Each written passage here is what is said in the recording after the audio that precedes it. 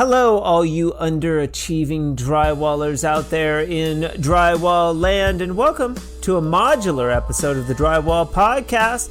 I'm your host, Nick Harmon. Once again, with us today, we have Hunter Thome from Cleveland, Tennessee. Yep, there's a place called Cleveland, Tennessee, with his first appearance on the show.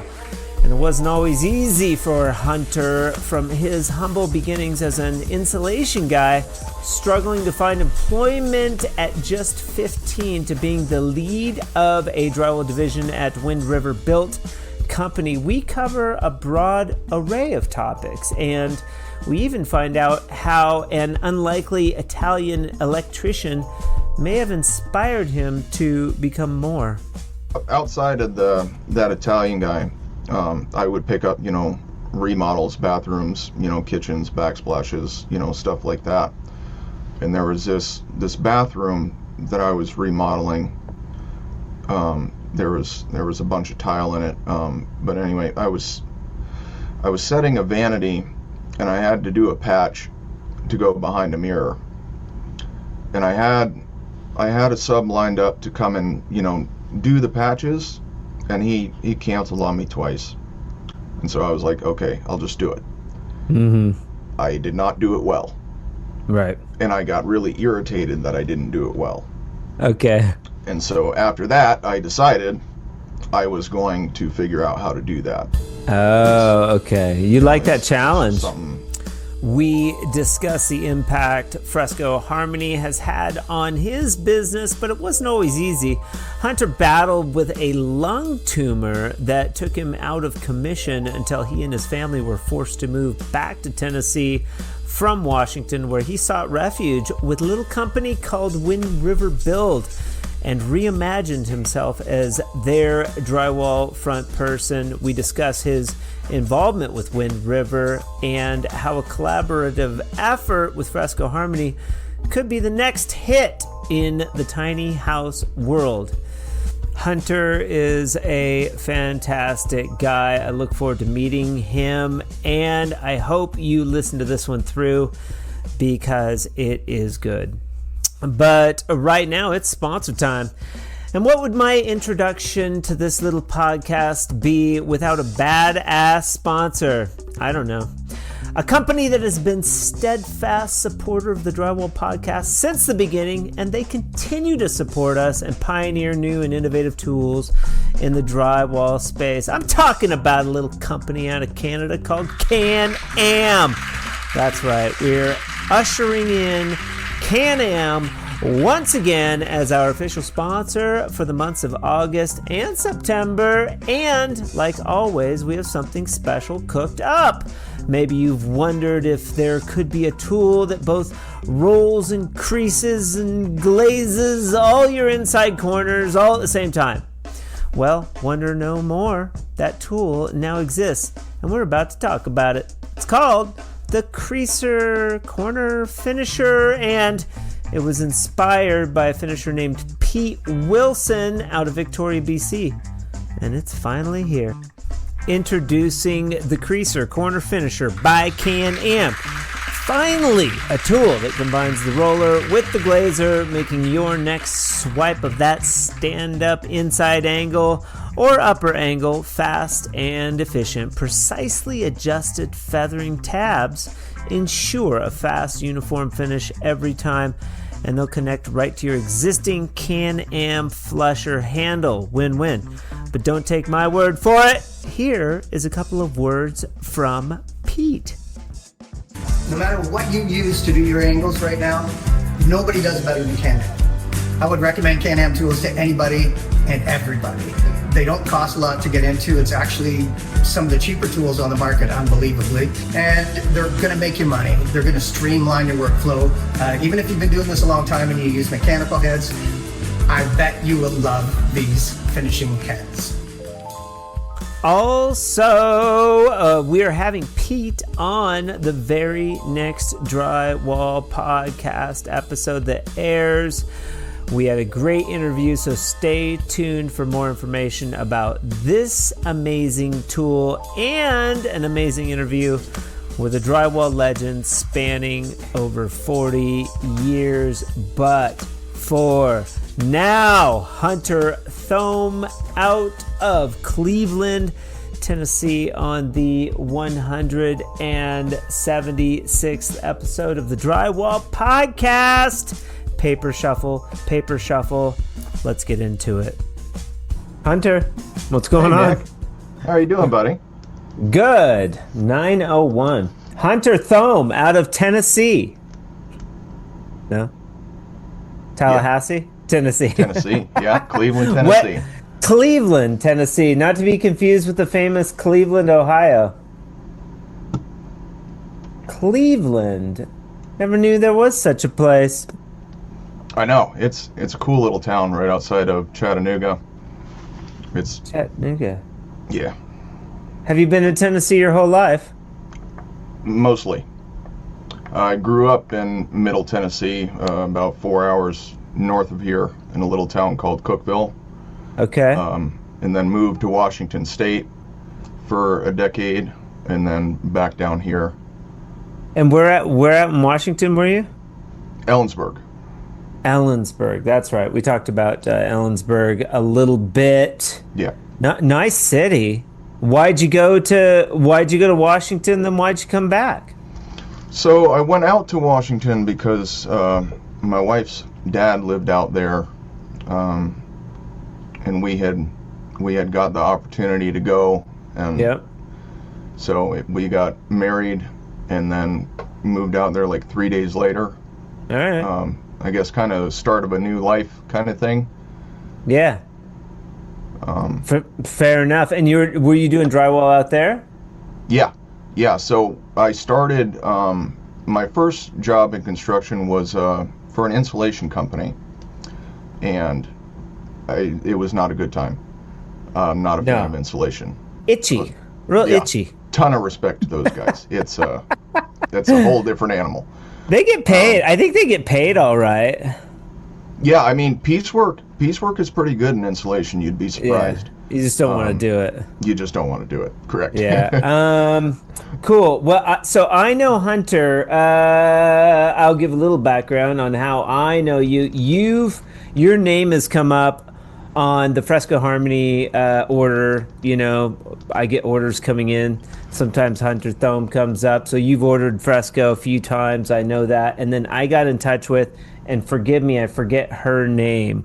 Who did I talk with at the modular / tiny home company? Chloe.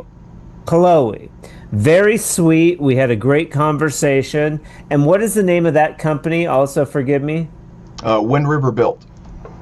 Wind River. And I should know that. I forgot how to spell river, too. Wind River Built. And because in Carson, Washington, I grew up until I was 10 years on the Wind River. Mm-hmm. The actual Wind River up in Washington. There is such a thing. I talked with Chloe. She's super cool.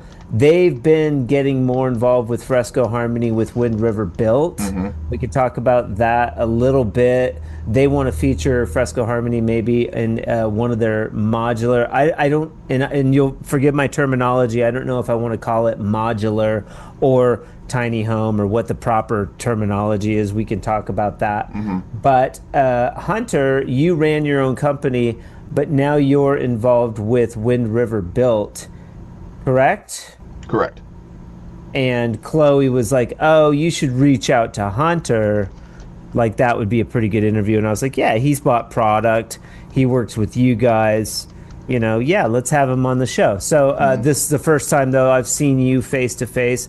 Maybe have we talked before this about Fresco? Have you called me? A couple times briefly, okay. But we've talked a couple times over the last 8-9 years. So quite a while you've been messing around with the Fresco. Oh yeah, I love it. Cool. And even prior to that, you were a drywall person running, and you have your original business name is pretty clever. What is it? It's Wall Warriors. Wall Warrior. Are you still running Wall Warrior? No, not currently. You're just with Wind River Built. Yeah. Yeah. Cool. All right. There's a lot here to unpack. I Yes, like there it. All right. Let's go back to the beginning. Drywall. I generally go to education. Did you do any secondary education? Are you a high school graduate? Are you second generation drywaller? You dropped out at like 15 to go help your dad. How did it start, man? So I dropped out. Yes. Nice. It wasn't quite 15, but exactly. Yeah. 9th grade, I think. I don't remember how old I was. All right. I nailed it. Yeah. You were pretty close. Yeah. But no, I didn't get into the trades then. It was a real rough time in my life. But, Sure. just kind of went to work doing whatever I could, trying to make what money I could. What was it, like family stuff? Why did you drop out of school? Yeah, it was family stuff. Yeah. My dad died when I was younger. Okay. And then from that point, it just, kind of kept going downhill and downhill. How old were you when your dad passed? 12. 12. That's tough. That's Yeah, it tough was. stuff. And so your family, do you have siblings? One brother. Yeah. One bro. And mom, how was mom after that? She Were they together? sort of. Sort of. They were, but they were in the process of splitting up. Okay. And then everything just kind of grenaded from there and just went downhill. Okay. Yeah, it's a traumatic time to go through anything for an adolescent. And you had your brother, though. You and your bro close. We weren't really close at the time. We're 14 years apart. Oh, okay. So he was already moved out at that point. You got stuck with the shit, man. Yes, I did. Yeah, that sucks. Yeah, and then from there it would just kind of got worse and worse and worse. Yeah. And then that's kind of what ended up with me and my wife moving out to Washington. Sure. But you didn't have a wife at 15. There's kind of a gap there. How old were you when you got married? 18. 18. So pretty young, though. Yeah. Okay. All right. So maybe you got some help from your wife's family a little bit? No, not really. So when I was 18, I had just bought a car. Okay. And we were kind of floating the idea around a little bit. And then her dad said, we could come up there, live with him for a little bit, kind of get something new. We were both looking to really start something new together and, kick off our life, our family. And so we took it, sold pretty much everything we had, took off in a little 2-seater sports car because I was 18 and really dumb. Yeah. Because that was the first car I bought, was a 2003 Nissan 350Z. Nice. I was thinking Nissan. Yeah. How old Nissan are you? guy for sure. I am 33. All right, and this was her father that suggested you come up to Ellensburg in Washington to maybe reestablish. But you were doing drywall, you said, before you went to Washington. How did you get into drywall? So I guess my first taste of drywall, so no, I wasn't doing drywall before. It was shortly after we got out there. My first taste of drywall, I guess, would be in Dairy Queen. Okay. I was working there when I was 16, and they were in the middle of remodeling it. Okay. And they had me, I was quite hungry at the time and looking for ways to make extra money. Were you out of your house at that time? Back and forth. So it was like homelessness, maybe a little bit, struggling with like a home situation, and found a job. Because I mean, how do you get a job even at 16? Are they allowed to do that? Do you have to get some kind of special paperwork? Fast food or under the table. Okay. All right. It was one of those weird things. I was doing whatever I could. Yeah, you do what you can. Okay. So you're at Dairy Queen, 16. Forget about like trying to get to school and get like your education, finished up. You're like trying to survive. Times are tough. You're at a Dairy Queen. They got a drywall patch. You're like, sure, I'll do it. Well, it started out as they were ripping out FRP out of there. Okay. And if you've ever ripped out FRP, it's very itchy. Big fibers of fiberglass flying everywhere. And the guy didn't want to do it. So I was like, hey. Yeah. Yeah. And so from there, I just kind of helped them with it a little bit and kind of got my first taste into the trades. Yeah. How did you know how to fix the drywall or hang it or anything like that? I didn't. You didn't? I knew I could figure pretty much anything out. And I've always really believed in myself and things like that. If the information exists, I can do it. Okay. And so just reading, internet, whatever I could get my hands on. Yeah. To figure out, techniques or, what needed to happen to get me to the next step, or what the next step was. 'Cause, at that age, I didn't really know much of anything. Yeah. Yeah. Let me ask you this. Let's fast forward a little bit. Are you still married? Yes. Nice. Any kiddos? 2. 2. Beautiful. What 2 girls. ages? 2 9, girls. 11. Oh my gosh. Nice. I have a 10-year-old, so I'm right in there. Nice. I love it. Love it. Those are great ages. And what is the wife's name, if you don't mind? We can give her a shout out. Kayla. Kayla. Shout out to Kayla. And so at 33, 18, 28, 15 years married. Mm-hmm. That's pretty good. Congratulations. And you. two beautiful kiddos. That's awesome. What happens after Dairy Queen? You get a little taste of the drywall. You're like, maybe the fast food world isn't for me. I'm going to go try my hand at just drywall. No, so when I was 18, we moved out there. I was working for that insulation company. Oh, okay. Yeah, and then I met this Italian guy that had a lot of rentals. He was a really cool dude. I love that guy. This is in Ellensburg? This is in Ellensburg, yeah. Okay. So while I was working at the insulation company, I really, really didn't want to do insulation. Yeah. And so I connected with him, and I started doing a whole bunch of side work for him, working on his rentals and stuff. And he kept encouraging me. Was he a drywall guy, or was he just a sort of a rental? No, he was an electrician who had a lot of rentals in the town. Okay. And he was encouraging me to go out on my own, for whatever purpose, so that he could utilize me more or whatever. But he kept encouraging me to go out on my own. Okay. I think I was at the insulation company for about 8 months before I pulled the trigger. And at first it was just remodeling. Okay. A little bit of everything. And then I think it was. Were you working with like a contractor though at that time? No. Okay, just this Italian guy. He would tell you, I need like this ripped out. I need this fixed. And you're sort of, how are you figuring out how to do stuff? Same thing. Internet, friends. Yep. Call somebody. Yep. Like whatever. Okay. Yep. All right.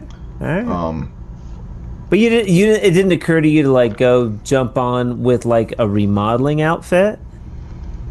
Not really. I have thought about it. Over the years, it's something I've kind of played with in my head. My first couple jobs in the workforce, it really, I had a hard time, pulling myself back, and I wouldn't call it, stepping in line, but, I'm a very creative person. I like to maintain velocity. I like to, go fast. I like to problem solve. And I found myself, people kept trying to put me in a box that I didn't fit in, kind of thing. Yeah. And so I had a hard time finding my place in the world. Yeah. And, I felt obligated to myself to make my own path. Okay. There's a lot of problems I could have overcame easier if I had, joined a remodeling outfit or something like that. Yeah. And there's a lot of lessons I wouldn't have learned if I went down that path. True. So yeah, it's just one of those things to where, hindsight, 2020. Yeah. But no regrets whatsoever. Yeah, it sounds like if you had it to do over, you'd do it the same. Absolutely. Yeah. Cool. All right. So regardless of the circumstance, while Warrior was born, was it born in Ellensburg? Yes. Okay. And you're working for this Italian guy. He's got a bunch of houses. Why did you pick or sort of go into, there's a lot of different fields you could have sort of gone, as even electrician. Why did you go into the drywall realm? Outside of that Italian guy, I would pick up, remodels, bathrooms, kitchens, backsplashes, stuff like that. And there was this bathroom that I was remodeling. There was a bunch of tile in it. But anyway, I was setting a vanity, and I had to do a patch to go behind a mirror. And I had a sub lined up to come and, do the patches, and he canceled on me twice. And so I was like, okay, I'll just do it. I did not do it well. Right. And I got really irritated that I didn't do it well. Okay. And so after that, I decided I was going to figure out how to do that. Oh, okay. You like that challenge? Something I do. I love the challenge, and I like to do it right. I like to do, good work. It's something I've always taken pride in, and that's something that's, always drawn me to this world, to, construction in general. And then after that, I decided I was just going to push that way. I like remodeling. I like the diversity you get with it. But I was also, kind of looking for a craft at that time. Why were you looking for a craft at that time? You didn't want to just keep doing remodel, jack of all trades, expert of none. Well, it's the expert of none part that got me. I really wanted to try and, because I guess part of me felt like aimless. So I guess that really gave me like a direction to hone in on. And there was just so much involved with, remodeling and Ellensburg. There's a permit for everything up there, up in the Northwest. I got really irritated with that. Yeah, a lot of bureaucracy, more so than the Southwest or Tennessee, I would imagine. Yeah. And so I got a little irritated with that pretty quick. And I don't know, I guess I got drawn to that challenge and just kind of went for it. Okay. Decided I really wanted to hone in on it. I guess it made me mad enough to where I decided I was going to go do it, and I did. Yeah. So your first generation drywall finisher. Yep. You like the hanging aspect of drywall? I do. You do? I do. Okay. All right. It's funny. Drywall is kind of like a double-sided animal. Where the finishing gets into more of that creative side. Yeah. And the hanging gets into more of that, brunt physical geometry side. Yes. Like I guess it's, touching on both sides of the brain there. Yeah. And so the more I got into drywall, the more I began to really love it. Very cool. So do you start Wall Warrior right away? That's like an LLC, legit above board company in Ellensburg. Yeah. But you're running into this bureaucracy, and it's just sort of causing just annoying and your wife's up there. Do you have the kids by this time when you decide to move back? When I decided to move back to Tennessee? Yeah, that would be 18 to 28 puts you in Ellensburg. Yeah. 18 to 28. So you've got kiddos, you've got work, you got your family. Do you buy a house at this time? Are you able to get into a house? Yeah. In Ellensburg. Yeah. Okay, so you're doing okay. And then Kayla's probably, what's she up to? What's she doing? I think she was working at a hotel at the time. Okay. Doing a front desk. Okay. And then we had our oldest at that point. Right. That's a lot. You're both working. You got a little one.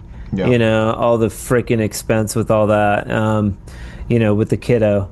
But you're probably doing okay. It sounds like this electrician Italian rental owner guy he's keeping you pretty busy. Oh yeah.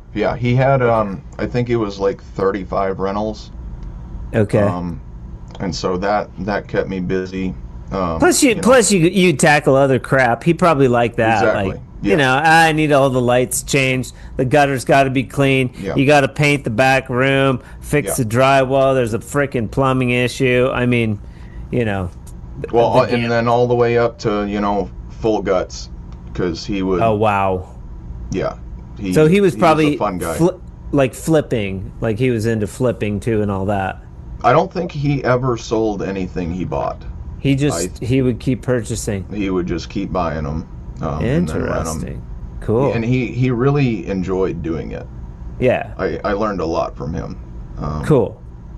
And what was his company up there in Ellensburg? We'll give him a shout out. Maybe he'll listen. I don't think he had a company. I think it was just him. He just did his thing. He just did his thing. Cool. Cool. And you guys got along. He liked you. Yeah, we did. He'd tell you to go fix something, you go fix it. He took care of you. That's good. Yeah. A lot of people have shitty first experiences with contractor taking advantage of them, or you can imagine. Well, there is that fair share. Yeah. There is always that fair share. Yeah, I call it getting beat up. The GCs always want to beat up the subs, Yep. Yes, they do. All that squeezing profit margins and whatnot. Yeah, and it was hit or miss up there, because a lot of the drywall work was in two big gated communities, a little north of Ellensburg and a little it was Suncadia. Okay. It's just a gated community on a golf course. A lot of really big houses. Yeah, pretty. It's a pretty area. It's a beautiful area. That drive, I think, from Ellensburg to Seattle is gorgeous. Mm-hmm. Yeah. Going up over that pass, yeah. I love that drive. Not so much in the winter, but pretty much any other time. Okay, so you're doing drywall for the Italian. It's at some point in that gap, you discovered Fresco Harmony. How did you stumble on Fresco? Because I've never done a real good job of marketing, but I think I was thinking about that for a little bit. You're probably Googling crap. Well, it might have been Google, but I'm pretty sure I saw you pop up in one of the Facebook groups. Oh, okay. Yeah.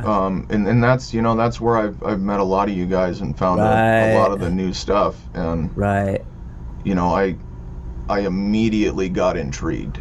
Right. Because that's how I said it kind of tickles both sides of the brain, the hanging and the finishing. Well, that really got into the creative side. Yeah. And it doubles down on that the love of the mud.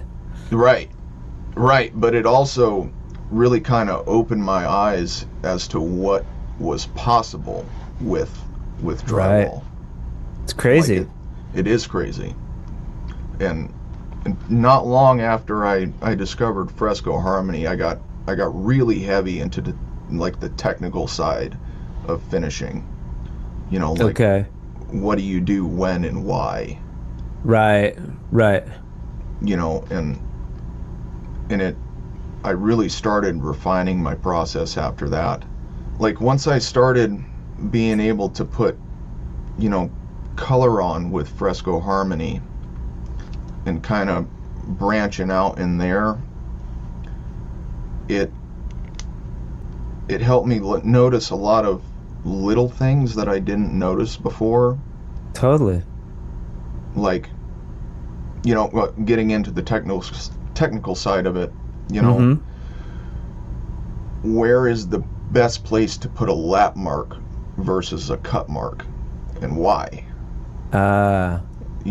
Just real little things like that, to where you can just the depth that you can get into with the trade, you can get really deep with it. Yeah. Yeah. And especially like the level 5 guys. And then this last episode with Jake, I mean, he's getting into like traditional fresco, lime plaster. Like, he does imperials, he does like, and then like using derbies to get true level 5. Right. Where they're floating out, they're skirting and floating out the entire wall, tits flat. Like, yep. All the way to like down here where it's like, okay, we're gonna texture it.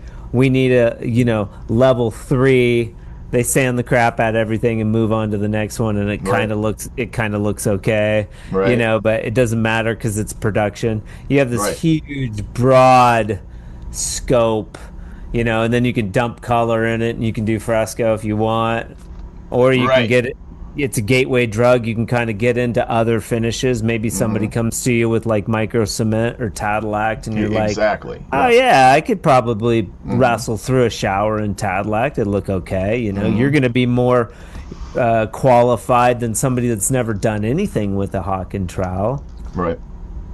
So, yeah, it's endless, man. I feel like it takes you out of that box of just white mud, and it sort of opens up this other porthole into faux finishing, or like whatever you want to do involving the wall. And that's a really deep rabbit hole. Super deep, and like people don't do it, and it's sought after. Like people are looking for like experts all over. So you were finding like maybe some traction. Now you found out about the fresco. How did you go like start selling this stuff? Were you like just sort of offering it for free? Sometimes, yeah. I mean, it really depended on, the client or the GC, because, everybody's a little different in what they're looking for. So you just got to kind of, get a feel of what they're looking for. If they're really hesitant, then sometimes, I would offer like an accent wall or something. And sometimes they would go for it, sometimes they wouldn't. But how were you offering it? Did you have sample boards? And like obviously you had a color chart, but you made sample boards? Yeah. And did we talk about marketing at all? Like on the phone? A little bit. And it was one of those things to where everything in there was, custom homes, really big custom homes. Yeah. But at the same time, it was a production environment. So it was one of those things to where the GCs were really iffy on trying something new. Because, absolutely, timelines to keep, this and that. So it was hard to sell a lot of it.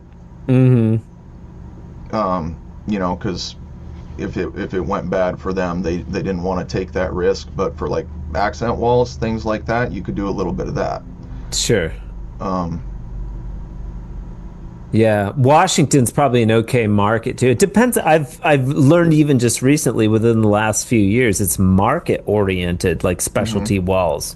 Yep. Like, I'm in an area where it's not. People are like, oh, that's a southwestern thing, and they do traditional plaster down here, but still predominantly orange peel, knockdown, hand trowel texture, and paint. Like that's so much orange peel and that's what they do. Trowel texture, yeah, so much. Why do you decide to go back to Tennessee? So I got really sick at that point. Okay. I had a big lung tumor that turned out. It took a long time for them to figure out what it was. Okay.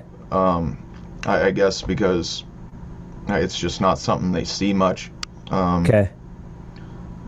And so I just got sicker and sicker and sicker until it just reached the point where I couldn't work anymore. Okay. And so at that point, lung, like, so what were you feeling? Like just difficulty breathing? Well, yeah, it was a lot of blood coming up. Respiratory. Oh my God. Yeah, like it got nasty. It got bad. And then they just couldn't figure it out.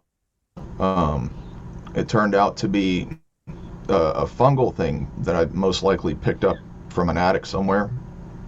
Like those remodels, man, like some black mold shit. Exactly. Right. And so, yeah, it just kept getting worse and worse and worse. And then, I kept fighting it. And then one day I said, I can't do it anymore. And then, things progressed, kind of slowly, and then all at once we had, probably 5,000-6,000 left, and we reached the point to where we had to make a decision, close up, declare bankruptcy. This was because of the medical bills were piling up. Yeah. Did you have health insurance at that time? No. It's too expensive. Did your wife have health insurance through her job? She didn't have it through her job, but she had it because she was, with the baby. You got the kiddo. So they were both covered. Yeah. Okay. And then once I started getting into a whole bunch of different specialists, they got real expensive real quick. They make it easy for the entrepreneurs, don't they? Very. Especially I just pray to God like nothing goes wrong with me. Exactly. Don't get me started. But the Canadians, they'll brag that maybe they have universal health care, but there's other issues in different areas, of course. But healthcare is not our strong suit here. No, it's not. So it would be easier for you. But did you get fixed up in Ellensburg before you went to Tennessee, or you're like, we got to go down to Tennessee? I can fang-dangle stuff down there so that I can get help for this respiratory thing. Yeah. Okay. I didn't get it fixed up there. Okay. I didn't get it fixed until probably 2 years after we came back. Okay. Not long before I started with Wind River. Okay. Because that's a rowdy time because you have two little ones, you're moving, and you're dealing with this problem that's probably disallowing you to work. Yeah. Egad. Yeah. So it was fun. No, it was not fun. And my mind just went downhill at that point. Yeah. Because you work so hard to build something up, and then just watching it all fall apart, slowly and then all at once. So it sounds like Wind River might have been, I don't know too much about them, but I've talked to Chloe. They seem like A-plus company. Maybe it was like a stroke of luck that you found those guys, sort of a lifeline, because they seem amazing. They are. They're a good crew to work for. Cool. How did you hook up with that? And was that your lifeline? Was that something that sort of came to be and that helped get you back on track with your health issues and all of that? Well, so I started when I got down to Tennessee, and I was still working through all that. And then I started, once they finally figured out what was going on, I got on medication, and they had to put me on that for about a year. Okay. And so pretty much right away, I had started feeling better after they started treating it. Why did it take going to Tennessee to like start figuring this out? Why couldn't they figure it out in Washington? I have struggled with that question for a long time. Okay. All right. Fair enough. And I am not entirely sure. Like, maybe it's just because they don't see it as much up there. Yeah, just a shittier clinic you were going to or something, and maybe you found It could be. Sometimes it's a doctor that's like, have you tried this? And it works, you know. Right. Yeah. And like, I guess they were just kind of, you know, grasping at straws at that point. Right. And it's lucky you went back down to Tennessee. yeah, I mean, honestly, I think it happened exactly the way it needed to. Yeah. And I don't have to like it, but Right. you know, I think it went exactly the way it needed to. You liked being in Washington better than being back in Tennessee? Parts of it, yeah. Yeah. Yeah. Like the climate, I liked. The humidity. Yeah. Yeah. But like you the get a lot of humidity. rain. You probably got a lot of rain in Ellensburg, right? Some, yeah. Not as much as the Western Right. Appalachian. Well, yeah, not as much as the Western Appalachians kind of thing. And Yeah. the rain here is a lot different. Right. Like, I know it sounds silly, but you know, the No. rainstorms are different. Yeah. So there's things about both places that I like and dislike. Okay. I think Ellensburg was, you know, a lot milder throughout the year, and I think it's prettier, honestly. Yeah. Just my opinion. I think that I have area not is been to super Tennessee. We have Jay Delk is in Tennessee, I believe. pretty. Yeah, he's in Clarksville. He's in Clarksville. Yeah. So do you know Jay? No. Great No, guy. I would love to You talk guys- to him. Yeah. Yeah, you guys should hook up. And he's doing fresco all the time. Okay, so you were getting fixed up and you were like, maybe I don't want to go out on my own again. I'm on the mend. We're getting this lung thing taken care of. Maybe I'll go try my hand working for somebody. Or did they find you? How did that come to be? So I had started another LLC here in Tennessee, Okay. and I was kind of in a weird spot because I was really worried about, you know, building that back up and, you know, having what happened last time repeat itself kind of thing. Yeah. So I was in a really weird place in my head about what I wanted to do. Well, and you're like this independent guy that wants to, like, you want to do, like me, like you want to do all your own stuff. You don't want anybody, Right. you want to work for anybody. You want to, like, you know, do your own thing. Right. Like, I get it. And a Right. lot of drywallers out there are the same way, for sure. Yeah, and you know, so I was kind of going back and forth on it, on what I wanted to do long term.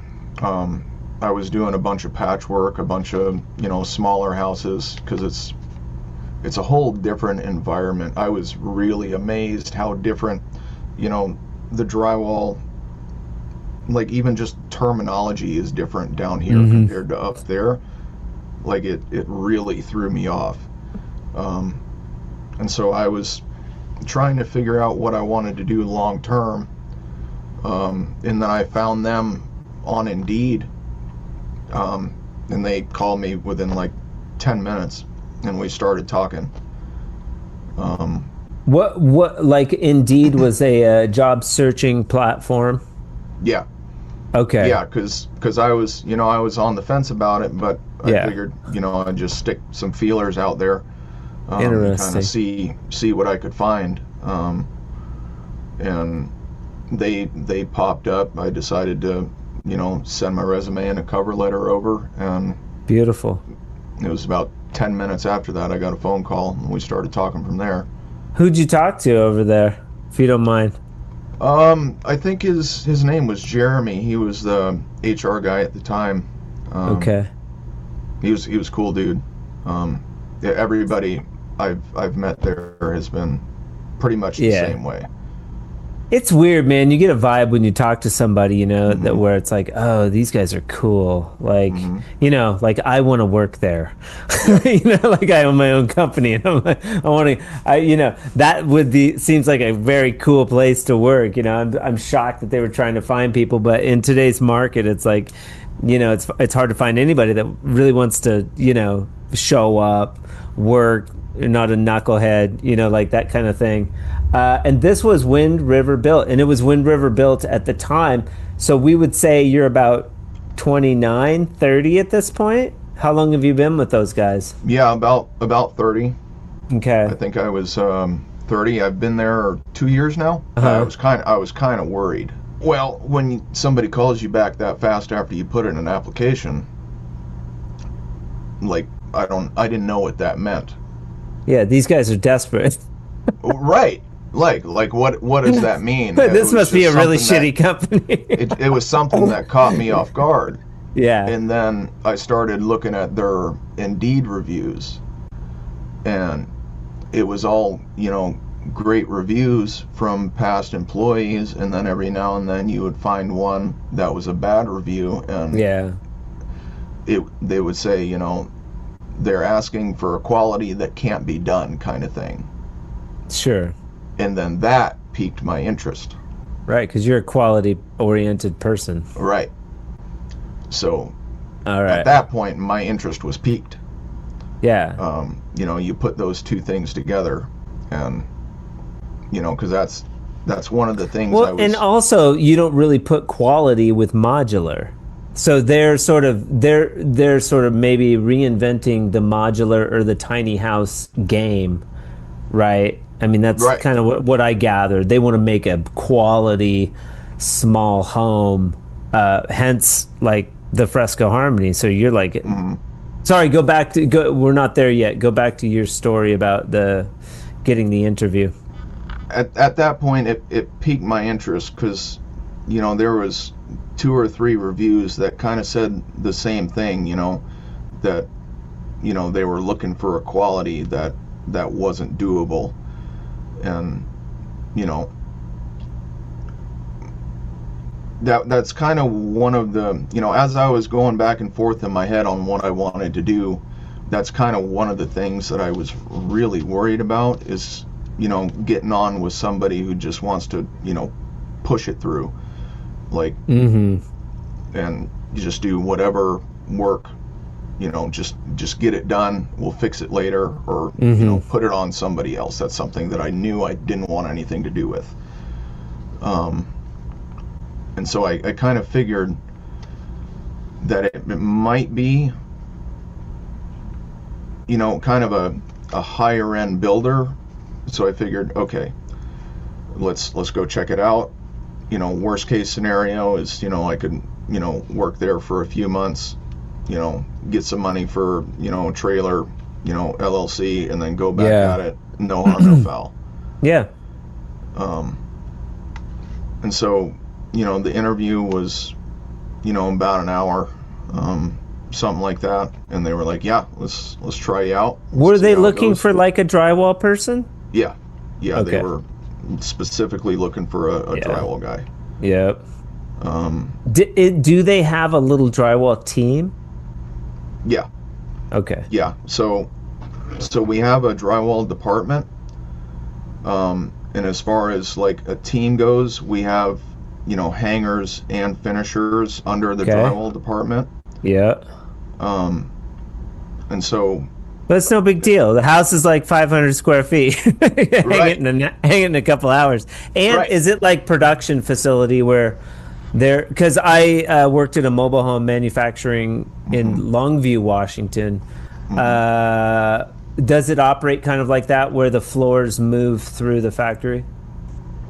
Sort of. Okay. Yes and no. It depends on the build because we do a lot of different builds. Right. You know, either whether it be, you know, tiny home, you know, on wheels or modular or, you know, even, you know, Right. some bigger stuff. They're cool. These homes are cool as hell, aren't they? Yes, they are. I've like poked around on the website, but they're so cool. I want one. You Yeah. know, like I want to buy a Wind River home and like, you know, put it in the backyard 100%. as like an Airbnb or some shit, you know. Yeah, and you know, with a lot of the, you know, developers, a lot of them that's what they like to do, you know, because the Turnkey. possibilities with it are turnkey, almost Yeah. endless. Yeah. You know? And so the net of what all we can do is very wide, you know, be it, you know, custom tiny home or modular to, you know, hospitality and, you know, bigger developments. So I remember in the drywall in the modular that I worked with, the drywallers, they had a certain section where they would do the house. It was just crap, you know. They're using hot mud.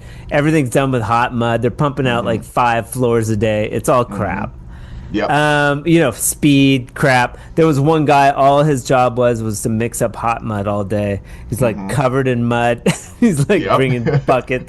bringing buckets from floor to floor. It's probably a little cleaner than that, a little different. Does everybody on the drywall finishing team, how many people, and are they all pretty good finishers? So right now it's just me doing the finishing. Okay. And then 3 hangers. Okay. That's a lot of finishing. Yeah. So we do have, you know, some backup for finishing, and it's kind of an as-needed thing. Okay. But I do pretty much all of the finishing. And are you using the tools? Yes. Okay. Yes. Tools, hand. Sure. It really just depends, but yeah. Are you texturing primarily most of these? Most of these are smooth wall. They're smooth. Oh, okay. That makes Yeah. it more challenging. Because don't you get a lot of shifting in transport, a lot of repair after it gets to the site? Well, you see, that's one of the things that kind of intrigued me early on and kind of hit the button for me. Is it's a whole new dimension. It's a whole new challenge, and I love it. Yeah. Because the physics and you know it's a whole different animal. Because going down the road or being craned up in to be set on foundations or stuff, that's a whole nother dynamic that you have probably to a stronger structure than your regular modular home, but we would caulk the transition, the ceiling wall. Do you guys do that? No, it's all, it's taped. So do you deal with cracks and issues when the house gets to its location? And Very how rarely. do you? Very rarely. Why do you think that is? Because the framing's good?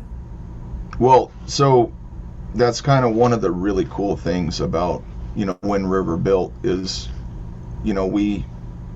we take care of each other all the way from framing all the way down. And that's something that's way different from, the industry outside of there to in there. If there's a problem, we can just, go to our framing team, or, we have our meetings and we can, say, hey, this doesn't work for me. Right. Or, back and forth, and there's no leaving it for the next guy. Right. Because you guys, it's a community. It's not like all these subs are getting together to build one house and then leaving. You guys are working on every house all day, every day. Right. Yeah. Right. And, we have pretty much every trade, one trade at a time.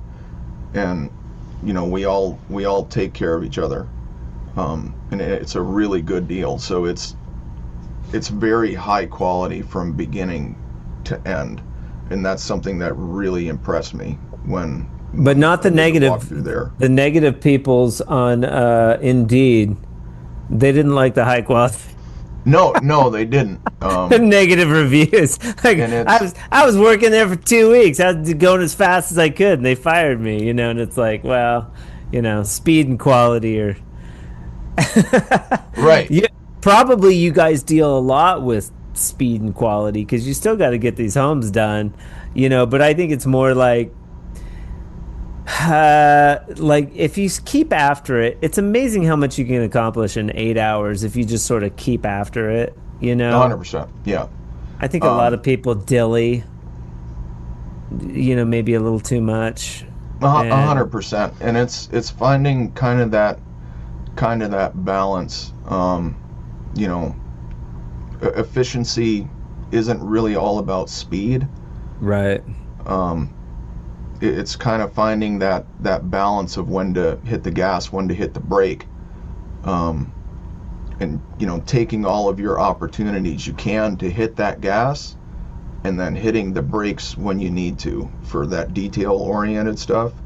Making sure everything is solid, rock solid, no air bubbles, no blisters, no. So it's taking those opportunities when you can. Okay. Yeah. Smooth finish is a lot of work, though. It is. So I mean, in my brain, I'm like, Hunter could be finishing these little teeny houses to a level 3, no sand, and just blow them out in fresco harmony, sanded, man. Pick whatever color you want, and then they don't have to paint either. Right. And that's kind of one of those things that I was thinking too.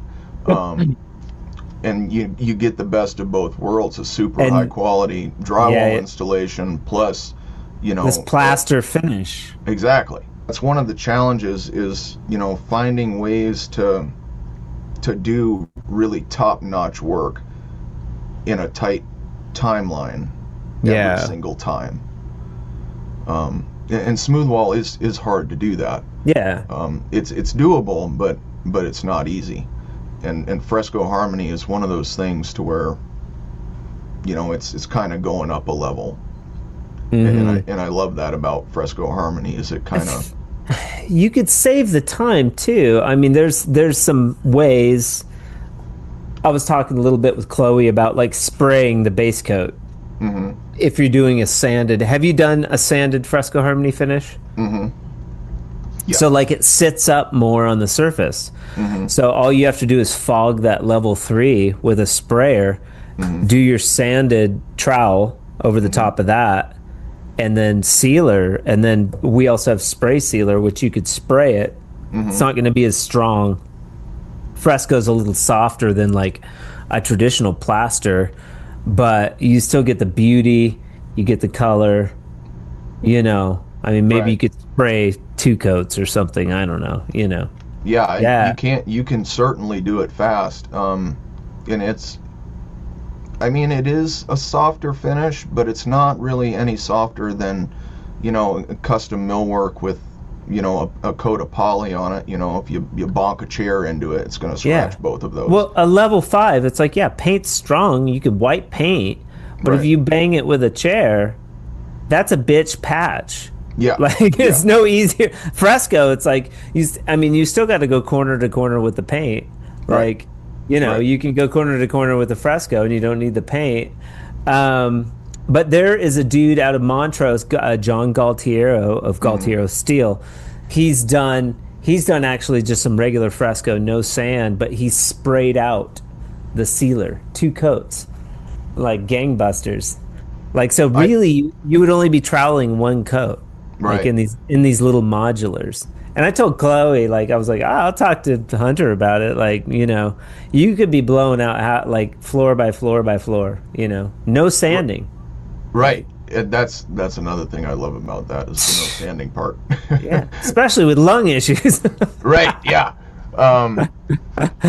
And shoulder issues, I'm sure you're in the same boat, but you sand for enough years and they get worn out. I got out. I started doing this around 28, so I kind of got out, earlier. So I'm not dealing with some of the upper, but a little bit of carpal tunnel from the from all the Right, hawk and trowel work. But I mean, I'm physically, I haven't done enough to crush myself. A lot of the plaster guys with all the burnishing, they get a lot of shoulder and wrist stuff. Yep. But yeah, so I mean, modular, yeah, I mean, it just like, to me, it just makes sense. Something weird, I was talking about a little bit with Chloe, but we need to really flesh out. But you should talk to John Galtiero. I can get you his number. Yeah, please do. Cool dude too. Like, yeah, he's a plaster guy too. He does plaster and Tadillac and micro cement and all of it. Yeah, but yeah, very cool. Very cool. So, what tools are you using in the modular? You're achieving a level 5. Do they let you pick your own tools? How does that work? Yeah. I mean, we pretty much have everything. Okay. Outside of continuous flow tools. We pretty much have everything. Have you considered continuous flow for this volume? I mean, yeah, I have. It's just one of those things to where, to me, continuous flow isn't really viable unless you can stick with the one tool for a good solid 8 hours, like all day, like all day, yeah. One tool. Like if you're cranking out, 10, 15, 20 rolls of tape, okay, and just running that bazooka wide open, then I could see it. But in more of a, like a custom modular kind of thing, to where, things are a little bit different, or you're working on 2 different modulars to where, the layout's different. You might be on tape on, one modular, but you're on, first, second coat on the other one. Right. And so it's one of those things to where continuous flow doesn't really make sense. Yeah. So, yeah, I have thought about it. Okay. What kind of tools are you running? Flat boxes, bazooka, hawk, trowel. What brand? Knives. Tape Tech. Tape Tech. Okay. Yeah. And all Tape Tech, huh? Like, do you run the bazooka and? Yeah. So all the automatic tools, I like Tape Tech. Okay. Why do you like Tape Tech? I guess it's just what I've always used. Yeah. Like level 5, I love their boxes. Okay. But Tape Tech has just kind of always been the go-to for me, just for one reason or another. No. What do you use for second coat on your angles? Angle box. Angle box. Okay. Yeah. And that's a Tape Tech angle box? Yeah. You may want to try a throttle Mud Runner? Yeah. Yeah, I've been eyeballing them for a few years now. I'd love to play with one. There you go. We'll see. Yeah. One of these days. Yeah, for sure. This sounds like a really great spot. Are they going to hire you some help anytime soon? They're going to give you like an apprentice? Hopefully. So I actually do both their drywall and their tile. Okay, that's a lot. Yeah, so it gets there. Yeah. I do have an apprentice for the tile. Okay. And as far as the drywall goes, yeah. We've been trying that out a little bit. We want to, keep our drywall, very controlled, and they want it perfect. And I can deliver that. And it's one of those things to where it's kind of hard to get to the point they want. So. Well, that's why too with the fresco you wouldn't have to have it so perfect. You get the plaster look, but it's not it's irregular smooth. Right. Yeah. And there's a lot of different directions you can go with fresco. So for here recently, I probably did 15, 20 samples. Okay. just playing with sand and some acrylic paints and some copper metallics, and yep, like the range that you can go with Fresco Harmony is amazing. Yeah, I love it. You can. That's what I'm saying. Like, you can come up with your own stuff. People are always like, "Can you burnish it?" and blah blah blah. It's like, you can do 20 coats of the shit if you want. Yeah. Or you can do 3 really fast coats. Yeah. And like create a production finish that looks awesome and is fast as hell. It just kind of depends on what the clients are looking for too, because it's kind of the same problem I was having with selling it. They don't really have this problem, but everybody's kind of looking for what they're looking for. Mm-hmm.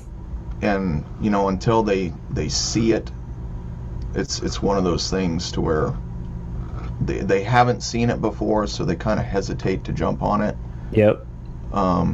It might be a little upcharge for the client to get a beautiful specialty fin, maybe 10 or 20%. I don't know. I gotta really dig in with somebody over there about like how we could probably make this work. It seems like pretty it seems doable. But yeah, they're talking about a show in Denver. Do you know what the name of that show is?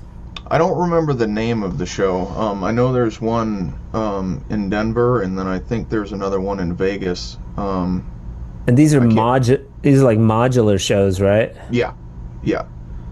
Very cool. So they're talking about doing a fresco unit in for these shows, which I would donate the materials. But yeah, I'd love to go. Be there. Talk about the wealth. Yeah, that would be That'd be great. That would be awesome. That would be great. I'd love to. It's 6 hours from here, man. I could drive to Denver for sure. So you're close to both of them. Yeah, both. So 8 hours to Vegas. Yeah, I could hit both. That would be awesome. I need to put a call into Chloe and talk to her a little bit more, but then get you, work with you on the technical aspect of like, how can we create a super fast plaster finish that costs the client marginally more than smooth finish and paint. Right. I think it's going to be faster because smooth finish is so hard. Yeah, I think it could definitely be faster. So right now I can do it in, pretty much any size build in about 4 days. Okay. And that's, pre-fill the sand. That not hang? No, not hang. Ready to paint? Yeah, ready to paint, finish in 4 days. Okay, and then so you 4 days, and then but you still got to paint. Correct. So but the painting takes a day, right? Yeah. If that. Yeah. You probably got a pretty good painter, but they're spraying all those units, right? Sometimes. Sometimes. Yeah, like if there's, sealing mill work, things like that have to go in, before, kind of a order of operations thing, then, it'll be rolled sometimes. What's the volume, I guess? Oh, sorry, the average size of each house, would you say 700 square feet? These are teeny. I think 700 is, pushing it. I'd say closer to, 4. Oh, okay. Wow. Cool. Closer to 400, but, again, it varies depending on the build, because we do everything, from design to, delivery. 400 square feet, so that's like 1,600 or 1,200 wall feet, roughly, correct? Yes. Dude, 4 days, piece of cake, man. Tape and one coat it, go into your base coat of fresco, spray that out in a day. So that's day 3 at the most, but I think you could probably spray out that base coat day 2. You could probably tape it and coat it in a day, right? Probably. Okay, so tape, coat it in a day. Day 2, spray out base coat. Day 3, trowel. That's a bit to trowel in a day, but you could do it. Day 4, you spray out your sealer, and you don't have to paint. It'll be faster. It probably would be, yeah. No sand, because you're not sanding. You're not grinding down that level 4, level 5. You're skipping those two sections. Yeah, I agree with you. The only thing is I try to avoid hot mud outside of pre-fill. So well, I was going to ask you about mud skip. Like, have you played around? I really want to try that. Okay, we'll get you some. I'll talk to Paul, man. I mean, it's a product that goes into the mud that theoretically, and people have different varying, experiences with it. Mm-hmm. But I know they target modular a lot, where you could do tape coat and like tape coat and first coat a box in one day, wet on wet. In theory. Yeah. I'd love to try it out. But they'll do like 2 coats of the box in the same day. Really? Yeah. Yeah, I'd love to try that stuff out. Okay. Yeah, they should send you guys. I'll talk to Paul. They should send you a bucket of the powder though. So you just add the powder to your regular all-purpose, and then you'd be able to at least, I don't know if you could tape and 2 coat in the same day just based on time. But you could probably tape out a unit and then coat it with the box. For sure, yeah. Tape and box. We could do that in one day. But you, why do you like to stay away from the quick set? So I like using quick set for certain things. I have found that like a lot of the adhesion issues that I've ran into over the years have been from hot mud. Oh. Like when I have a adhesion to the drywall? Right. Yeah. Okay. So I just have like weird issues to where like I'll have one spot that doesn't adhere the way I want it to. Or like when I try and 2 coat with hot mud, I'll get weird stepping issues that I just drive me nuts. So I've had issues with Fresco where you do the coats with the hot mud, trying to speed up a wall. Right. Use like 45-minute, tape it, coat it, and then try to do the base coat of Fresco because it's dry. It's not cured, but it's dry, and that band will flash if the quick set is not dry all the way. Yeah, so it's one of those things to where every time I try and use it, it's always I get something weird. Okay. So I try and stay away from hammering it out with hot mud. Okay. Just because I want it right the first time every time, and Well, also if you can do two floors, if you could tape or 4 floors, if you can tape out 4 houses that are ready to go, well, then you don't need hot mud. Right, exactly. So there's certainly a way to integrate that. Yeah, you've got enough to do in a day. 100%. Yeah. Good conversation, though. Makes the wheels turn. Yeah, it sure does. It'd be fun, right? I mean, all this shit that I do is just like, oh, that'd be cool. But I know that the mud skip people do target modular specifically for production purposes, where you can do wet on wet. That's a big selling point that they use. Yeah, I'd love to talk to them. So now all of a sudden you're getting, but they don't have the color. So Right. they're getting modular people, because Sheila is talking about like, oh, well, you could skim the whole wall and burnish it down like plaster, because it also gives it kind of like plaster qualities a little bit. Right. So I put mud skip into the Fresco Harmony because it preserves it. So if I have a bucket kicking around, it doesn't go bad. Like it doesn't mold. Yeah, like so there's some lime or something in it that has preservative qualities. But if on the second coat, I don't know if you've gotten this. I've gotten complaints from like, Umbrella to name one, but like they got mad because like one of the buckets got real runny. So if it sat for a little while, but I run my second coat thinner, and the bucket went and it sits, and then you go to like reanimate it, and it's really runny. Right. I don't know why it does that kind of, but you can dump the mud skip in and it gives it re-girth. Oh, Like, that's so really cool. even if my mud is thinned down a little too much, I can add mud skip and it thickens it. That's Super really cool. Yeah, that part is kind of cool. So I've messed with it a long time. I know Sheila and Paul, super cool people. They've supported the Drywall podcast. You know, they send me product. I'm like, okay, I'll try it. You know, reluctantly, just like any good drywaller, you know, reluctant to try something new. And like, you know, over time, I was seeing the benefits. Another one is like, well, I go through and like I'm sealing a room and there's a blister, you know, and I'm like, so I don't want to take another day, so I can cut that blister out, fix it with the Fresco Harmony and the mud skip in it, and then seal it and go on. Doesn't shrink, like you don't even see it, so you can fix patches sort of on the fly. I'd love to try it and, you know, see how it does, you know, with the movement that's in, you know, modulars and tiny homes, like, and it's one of those things to where, you know, it really puts your techniques and materials to the test, you know, to see how they do. But I'd love to try it.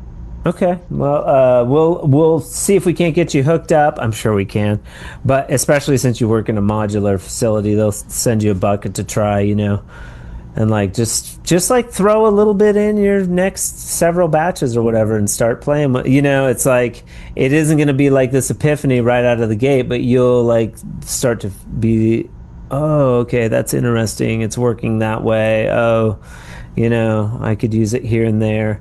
I think you could get away with just using it on the second coat with Fresco Harmony, because of how it smooths out, and the preservative, because you always have extra in a bucket. So now when I go to that bucket 3 months later to make a sample or do a patch, it's not moldy or weird or something, you know. So and the burnishing thing really intrigues me, because you know, it kind of gets you to both ends of that, to where some people I've talked to about Fresco don't really like how much texture comes with it. So I've gotten to the point to where I can get it really tight. But there's still a little bit of texture. But the more you're able to burnish that, you know, it kind of casts that net quite a bit wider. Yeah, with the sand too, I feel like you can get a smoother with sealer. And you can go on it like halfway dry, and it like compresses it like Structolite. If you want it like super flat, I always try to not make it perfectly flat, because I don't want to create weird expectations. And then I found too, a lot of people like the imperfection, so it's like they like a little bit of movement. So it just totally depends on, you know, how you're doing it, but because you're going to need to establish just a couple of different finishes for your clientele, like that are fast, simple, maybe one or two that are busy and complicated, but for the most part simple. Hunter Thome, out of Cleveland, Tennessee, on the Drywall Podcast. Thank you for being with us today, sir. I appreciate it, Nick. Good time. I like that conversation. I always ask too, and you've listened to a few episodes, right? You like the podcast? Okay, great. Which episode do you like the best? I can't remember his name off the top of my head, but the Morph Sander. Oh, the Morph guy, yeah. James Wyhonig. Thank you. Yes. Do you use it? It's really cool. Do you use the Morph on the? No, in the fact. You got to get some. I know. It's on my list, but I really appreciate what he's doing with the 3D printing. I think the innovation is really cool. Dude, but he inspired me to redo my website. Like, that guy he's unreal. Yeah. So yeah, hopefully my website's more efficient now. I was just working on it this morning, but he's a very sharp character. And the last Jake Nilsson that we just listened to uses all Morph. Like, he and he's good. Like, if you catch the last episode, man, it's good. Jake's like, he's a really good finisher. They've got like 12 of them, you know. Right. That's all he uses. Really? So cool. Yeah. And then a pearl of wisdom that you can bestow on your fellow trades people, something you could put on a billboard. What do you got? Oh, you're never faster if you have to do it twice. What can we dissect that a little bit? What does that mean to you? In the production environment that a lot of us are, you know, kind of pushed towards, you know, go fast, get it done. It's never going to be faster if you have to fix it. If you have to do that same job twice, if you have to do that same wall twice, you're never faster if you do it twice. So take the time, take a little extra time, do it right, and then you'll be faster in the end. Yeah. Sometimes, like you were saying it earlier, like if you just pause, fix this little thing, Yep. you can prevent all that time Yep. down the road. Yeah. I remember my buddy in high school was a mechanic. His dad was a mechanic. He worked in a mechanic shop, but they had a sign in their shop that said, if you can't take the time to do it right the first time, how are you going to find the time to redo it? 100%. 100%. Yeah. Hunter Thome, thank you so much for being on the Drywall Podcast today. We will talk more, sir. There's something here. And if I do end up going to one of these shows, which I would love to do, 2 weeks, 2 days in Denver, no big deal. It'd be really fun if I could get it, or even Vegas for that matter. Vegas is really fun. Mm-hmm. It would just be a kick to hang out with you guys. I think this company, Wind River Built, is phenomenal. It sounds like you are confirming that to me. And Chloe's really cool, and it just seems like it'd be really cool to get in with you guys in some capacity. So I appreciate all the information, and yeah, we'll talk soon, man. Yeah, thanks for having me, Nick. All right, buddy, you have a good day. You too. All right, man, take it easy. Huge shout out to Hunter for being with us and sharing his experience on the Drywall Podcast today. You, sir, are a scholar and a gentleman. I appreciate you, and I look forward to seeing what comes of this relationship with Wind River Built, how we can get Fresco Harmony rolling over there, where you take it, etc., etc.